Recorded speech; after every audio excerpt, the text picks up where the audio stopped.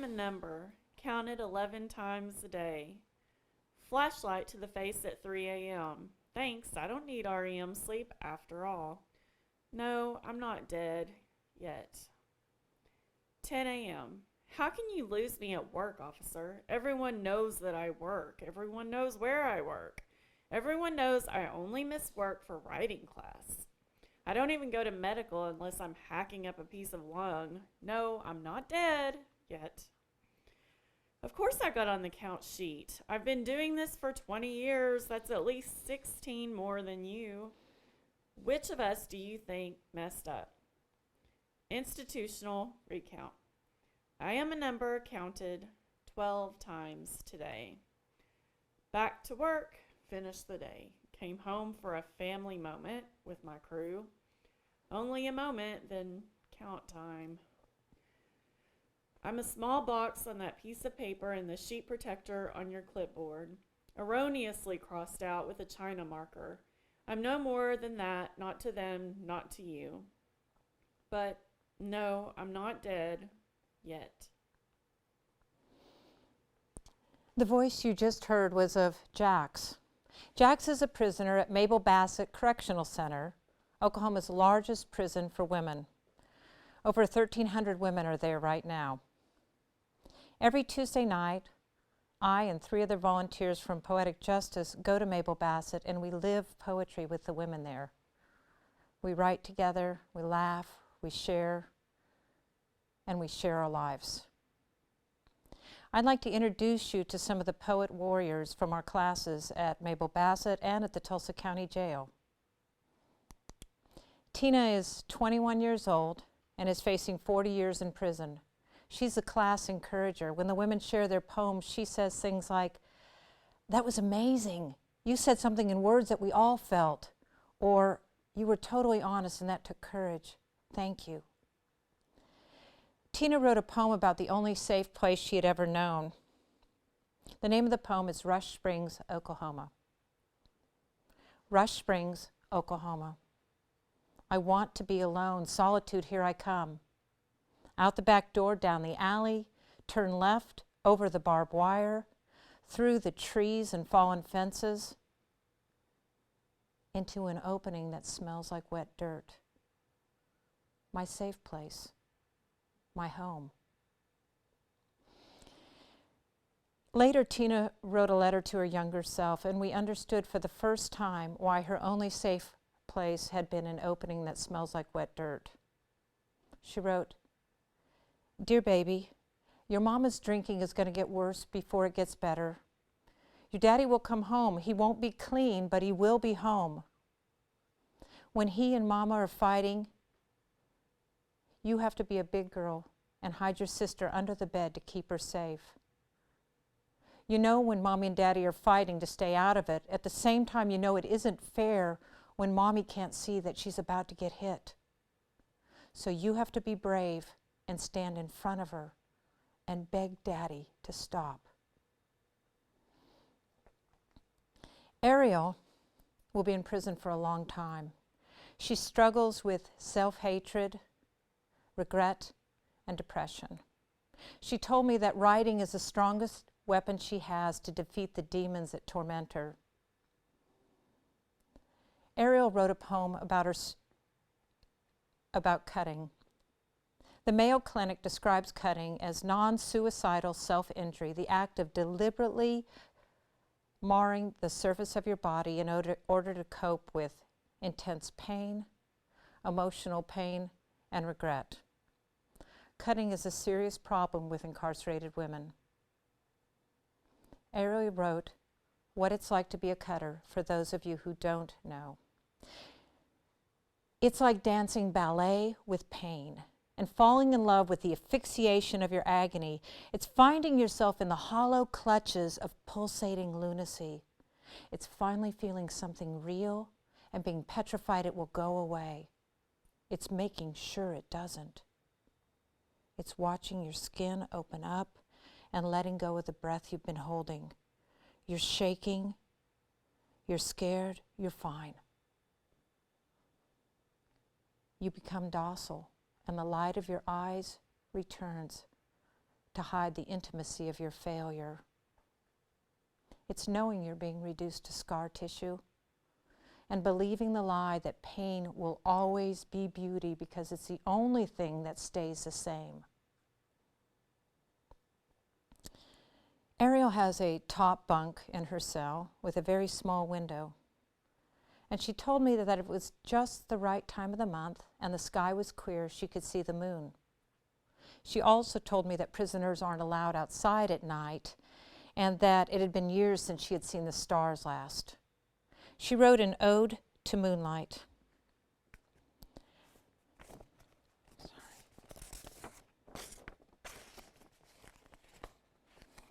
I see you there, illuminating the obsidian sky, liquid rays of silver light glistening in the darkness. I miss you there. When you are gone, dwindled forcefully, inevitably into nothing. But such is your life and mine too, until we both become full again, incandescent and alive. I don't have a picture for our next student. Lisa is a Shawnee Indian, and her safe place was the Shawnee Dance Grounds, where she grew up going every year. The name of her poem is Tatakwa no Mena, which in Shawnee means dance ground. Down a dirt road so winding, away from the outside world, unknowing and hiding, a dance ground is alive and breathing life into its people. Fire dancing as if choreographed by God.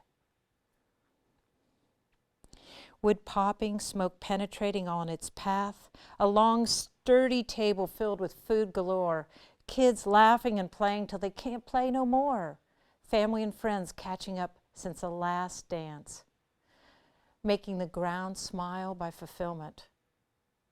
I feel like I have won the lottery to be born into this. Tatakwa no Mena, I am home.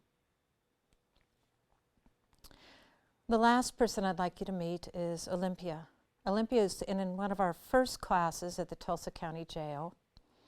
And when we came into the room, she was sitting at the back, arms crossed, exuding anger, staring directly into my eyes. We wrote that night about stereotypes other people have for us and stereotypes we put on ourselves.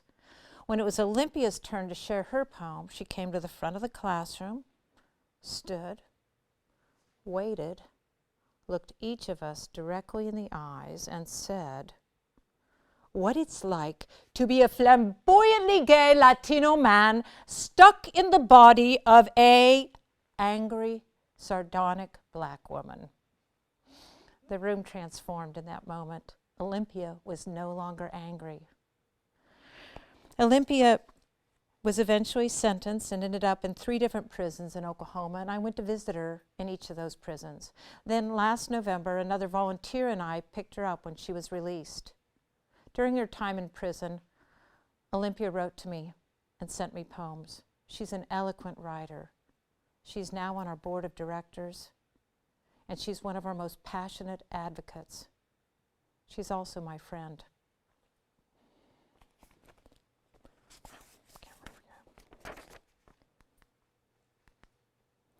Fact: the United States has less than 5% of the world's population, yet over 25% of the world's incarcerated population. Fact: Oklahoma has had the second highest incarceration rate in the country for over 25 years. Fact: Oklahoma incarcerates more women than anywhere else in the country, than anywhere else in the world. Fact: over 90% of incarcerated women in Oklahoma have experienced either physical or sexual abuse at some time in their life. Fact: the majority of incarcerated women in Oklahoma are nonviolent, first-time offenders. Fact: the majority of women incarcerated in Oklahoma are mothers. In a data-driven world, telling someone that incarcerated women can find hope and power to change through writing sounds naive or even ridiculous. But Paulo Freire, in his book, The Pedagogy of the Oppressed,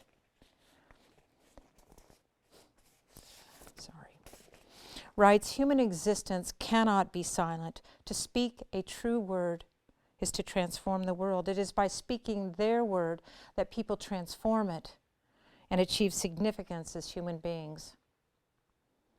Fact, the last chapter of each of our lives has not yet been written. We start every poetic justice class with asking the women how we can make the place we're in a safe place to write and a safe place to share their writing. And in every class, in every prison and every jail, they always come up with the same rules. Respect each other. No judgment. We call it the Las Vegas rule. What we say here stays here. And finally, respect ourselves.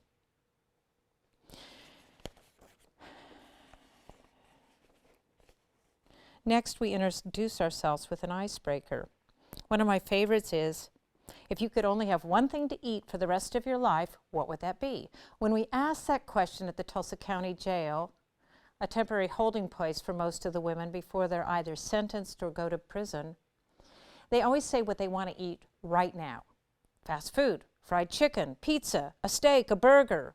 But when we ask that same question at Mabel Bassett, where most of the women have been for years, they answer with an entire menu, all the ingredients, how they would cook it, where they would eat it, and who they would eat with. A steak is no longer a steak. It becomes a prime ribeye steak, lightly seasoned with salt and pepper, cooked over hickory smoke to medium rare, served with a fresh salad and a dry white wine.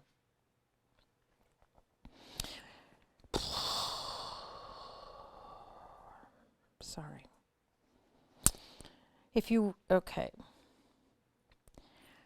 I'd like to ask you to step into our class now. If you would, just for a few minutes, I want you to imagine you're no longer in this room, but you're in one of our small rooms, either at Mabel Bassett or the Tulsa County Jail.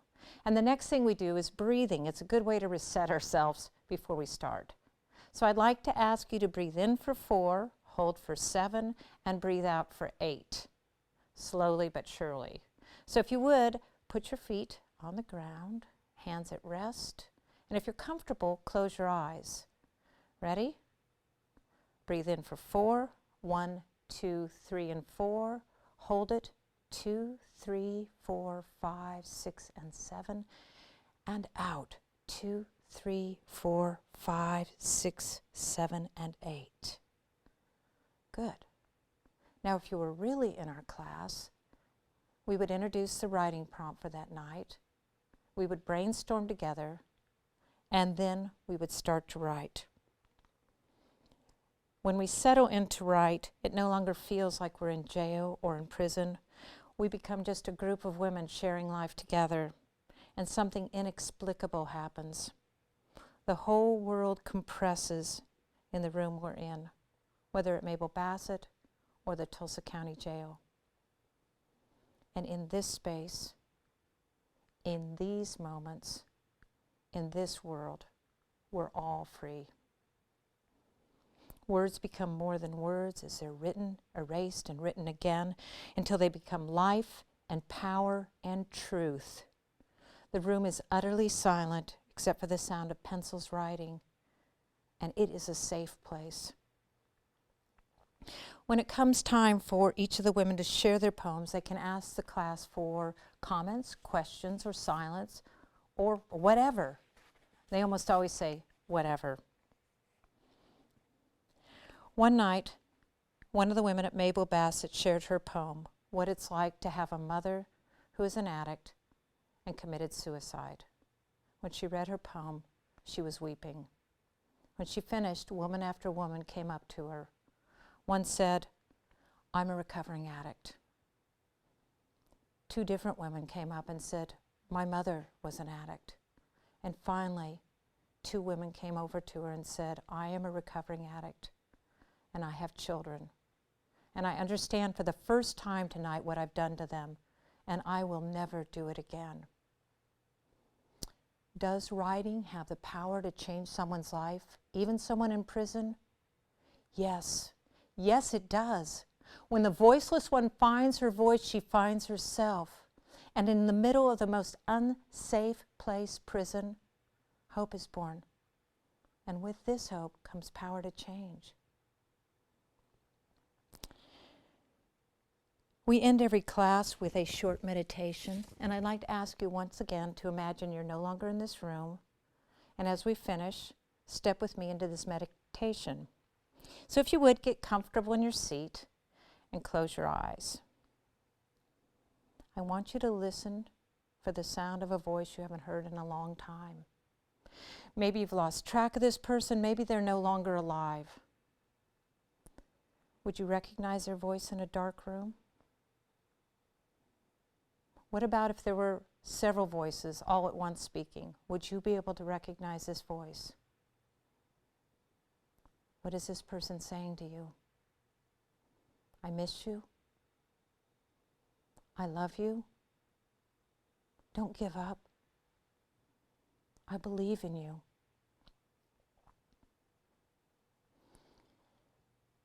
Now open your eyes. Your voice is unique in the history of the world. No one has ever had your voice before. No one will ever have exactly your voice again. And when your voice becomes words that you write, no one has ever written those words before, and no one will ever write those words again. Your voice has power. Your words have power. Your words have power to change yourself, to change others, and to change the world. Thank you.